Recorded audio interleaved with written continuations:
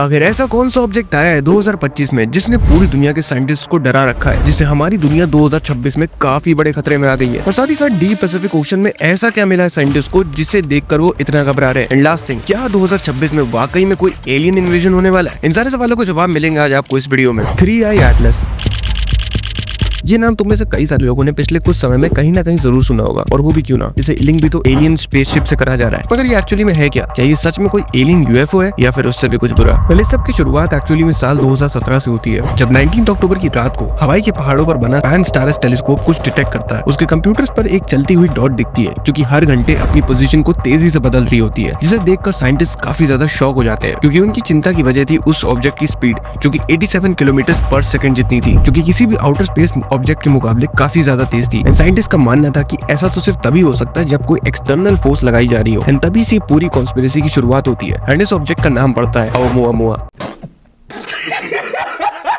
I know it's funny but खैर, ओumuamua ने पूरी दुनिया का ध्यान अपनी तरफ इसलिए घसीटा क्योंकि ये ह्यूमन हिस्ट्री का पहला ऐसा इंटरस्टेलर ऑब्जेक्ट था जो कि आउटर सोलर सिस्टम से हमारी तरफ आ रहा था। एंड ठीक उसके सोलर सिस्टम से निकलने के 2 साल बाद यानी साल 2019 में एक और आउटर स्पेस ऑब्जेक्ट डिटेक्ट होता है जिसका नाम पड़ता है 2i बोरिसोव। इस ऑब्जेक्ट के अराउंड गैस और डस्ट की एक कोमा लेयर थी, जिसे देखकर ये काफी नॉर्मल ऑब्जेक्ट की तरह लग रहा था। मगर जब साइंटिस्ट इसकी स्टडी करते हैं तो दोबारा से उन्हें इसमें भी ओumuamua जैसी सिमिलरिटीज नोटिस होती है, जैसे कि स्पीड, स्ट्रक्चर और किसी दूसरे सोलर सिस्टम से आकर हमारे वाले में आना और फिर अनंत ब्रह्मांड में खो जाना। एंड इन दोनों ऑब्जेक्ट ने दुनिया भर के साइंटिस्ट को ये सोचने में मजबूर कर दिया कि क्या हमारी धरती और सोलर सिस्टम को कोई एडवांस एलियन सिविलाइजेशन तो नहीं देख रही या ऑब्जर्व तो नहीं कर रही। क्योंकि अब मैं आपको एक ऐसी डिटेल बताऊंगा जो कि एक्चुअली में काफी स्कैरी है। ओumuamua के हमारे सोलर सिस्टम में एंटर होने से लेकर 2i बोरिसोव के एंटर होने तक जो टाइम पीरियड था साल 2017 से 19 तक का, उसमें हमारी दुनिया में काफी अनयूजुअल कैटास्ट्रोफीज देखने को मिली, जैसे मैक्सिको, ईरान, इराक बॉर्डर और कई जगह पर जबरदस्त भूकंप और बाढ़ देखे गए। अफ्रीका में भयंकर तूफान आया और इवन कई सारे देशों में अजीब सी घटनाएं घटी, जो कि एनालाइज करें तो उसी टाइम पीरियड में हुई जब ये इंटरस्टेलर ऑब्जेक्ट्स हमारे सोलर सिस्टम में एंटर हुए थे।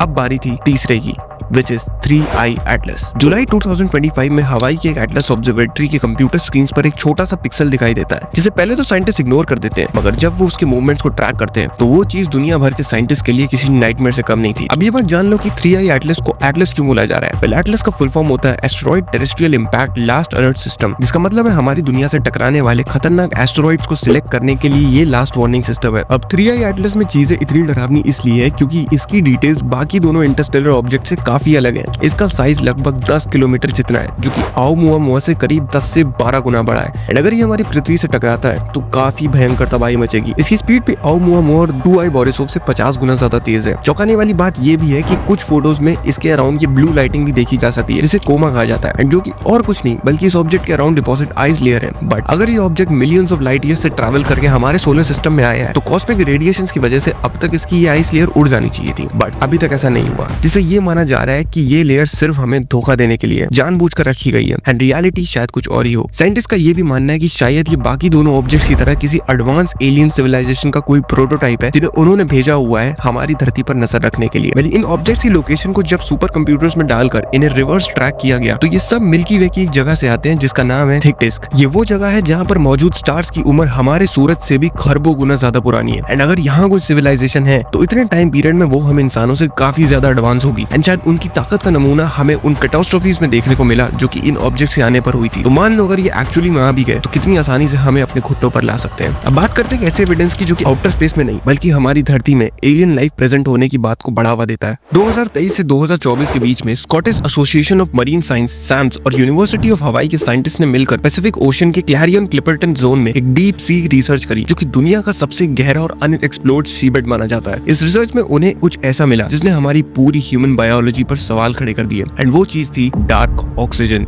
इस रिसर्च को लीड कर रहे थे डॉक्टर एंड्रयू स्वीटमैन, जो कि एक रिस्पेक्टेड डीप सी इकोलॉजिस्ट है, और उनकी टीम ने एडवांस सीबेड सेंसर्स और autonomous under water vehicles use करके नोटिस किया कि ऑक्सीजन लेवल्स रात के टाइम पर बढ़ रहे थे, जबकि उस एरिया में इतने गहरे पानी में लाइट का कोई नामो निशान नहीं था। नॉर्मली हमें स्कूल में ये सिखाया गया है कि ऑक्सीजन सिर्फ 2 तरीकों से बनती है, या तो प्लांट फोटोसिंथेसिस से या फिर किसी केमिकल रिएक्शन से जहां लाइट या हीट इन्वॉल्व हो। लेकिन इस रिसर्च में साइंटिस्ट ने नोटिस किया कि पैसिफिक ओशन के सबसे गहरे हिस्सों में जहां पूरी तरीके से अंधेरा होता है, सनलाइट बिल्कुल जीरो, वहां ऑक्सीजन खुद ब खुद जनरेट हो रही है, बिना किसी प्लांट, बिना किसी एल्गाई, बिना किसी लाइट के। इस ऑक्सीजन को नाम दिया गया डार्क ऑक्सीजन। ये ऑक्सीजन पॉलीमेटालिक नोड्यूल्स के आसपास डिटेक्ट हुआ। ये वही पोटैटोसाइट्स मेटालिक रॉक्स हैं जो कि सी बेड्स पर पड़े होते हैं और जिनमें निकल, कोबाल्ट, मैग्नीज जैसे मेटल्स होते हैं। अब यहीं से साइंटिस्ट डर गए क्योंकि एक्सपेरिमेंट्स ने ये दिखाया कि ये नोड्यूल्स नेचुरल बैटरीज की तरह बिहेव कर रहे थे, सी वाटर्स के साथ रिएक्ट करके इलेक्ट्रोलिसिस जैसे प्रोसेस को क्रिएट कर रहे थे। प्रॉब्लम ये है कि अगर अर्थ के सबसे पुराने और एक्सट्रीम एनवायरनमेंट में ऑक्सीजन बिना सनलाइट के बन सकती है तो इसका मतलब ये हुआ कि लाइफ को ऑक्सीजन के लिए सन की जरूरत ही नहीं होती। साइंटिस्ट इसलिए डरे हुए हैं क्योंकि अगर ये प्रोसेस बिलियन साल पहले भी एग्जिस्ट करता था तो हो सकता है अर्थ पे लाइफ का ओरिजिन सरफेस पे नहीं बल्कि डीप ओशन के अंधेरों में छुपा हुआ है। एंड ये वही एनवायरनमेंट है जहां हम एलियंस को ढूंढने के लिए रिसर्च करते हैं, क्योंकि अगर ऑक्सीजन और एनर्जी दोनों डीप डार्क एनवायरनमेंट्स में जनरेट हो सकते हैं तो एडवांस लाइफ फॉर्म्स जिन्हें हम एलियंस कहते हैं उनको सरफेस पे आने की जरूरत ही नहीं है। And here comes the fucked up part which is कि हो सकता है कि हम अभी तक एलियंस को इसीलिए नहीं देख पा रहे हो क्योंकि हम गलत जगह ढूंढ रहे हैं, ऊपर आसमान में नहीं, जबकि आंसर नीचे अंधेरों में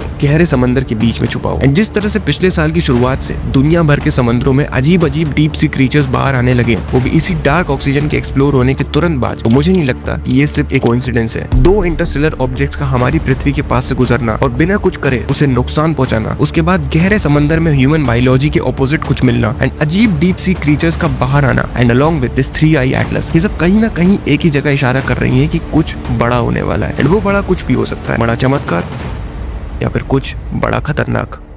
तो वीडियो खत्म। And do share this video with your friends, family etcetera. Also comment down your opinions on this topic and मैं मिलता हूँ तुम्हें नेक्स्ट वीडियो में। सो दैट्स ऑल, और इज इट